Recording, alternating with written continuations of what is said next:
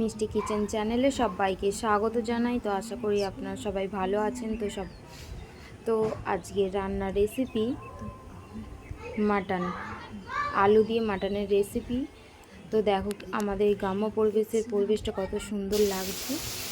তো মাংস হবে আর আলু হবে না, তা কি হয়? বাঙালি কি আলু পাতে থাকা চাই। তো আলুটা লাল করে ভেজে নিয়েছি। এর মধ্যে দেবো জিরে, 5 ফোড়ন, গরম মশলা, শুকনো লঙ্কা ভালো করে ভেজে নিয়েছি। তো এর মধ্যে দিয়ে দেবো পেঁয়াজ কুচি। তো মাংসটা ম্যারিনেট করে নেব। নুন, হলুদ, লঙ্কা গুঁড়ো দিয়ে মাংসটাকে ম্যারিনেট করে রাখবো। তো এর পেঁয়াজটা লাল করে ভাজা হয়ে গেছে। এর মধ্যে দিয়ে দেবো আদা রসুন বাটাটা ভালো করে ভাজা হয়ে গেছে। তো এর মধ্যে দিয়ে দেবো টমেটো কুচি। তো একটা বাটি নিয়েছি, এখানে বাটির মধ্যে হলুদ গুঁড়ো, লঙ্কা গুঁড়ো, নুন, জিরে গুঁড়ো, ধনে গুঁড়ো, তো মশলাটা মিশিয়ে কি জল দিয়ে একটা পেস্ট বানিয়ে নেব। এখানে আমার পেস্ট বানানো হয়ে গেছে।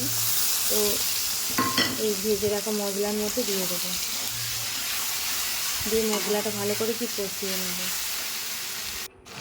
এখানে আমার মশলা থেকে তেল ছেড়ে গেছে। তো এর মধ্যে দিয়ে দেব ম্যারিনেট করে রাখা মাংসটা দিয়ে কষে নেব।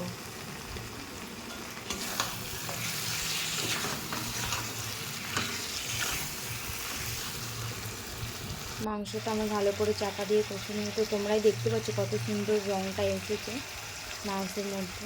তো মাংসটা কি চাপা দিয়ে ভালো করে আস্তে আস্তে কষিয়ে নেব। তো তোমরা আরও নিত্য নতুন রান্নার রেসিপি পাওয়ার জন্য চ্যানেলটি সাবস্ক্রাইব করে দিও। আর তোমাদের রান্নার ভিডিও কেমন লাগছে তোমরা কমেন্ট করে জানিও। তো এবার কি এই মাংসের মধ্যে আলু দিয়ে দেবো।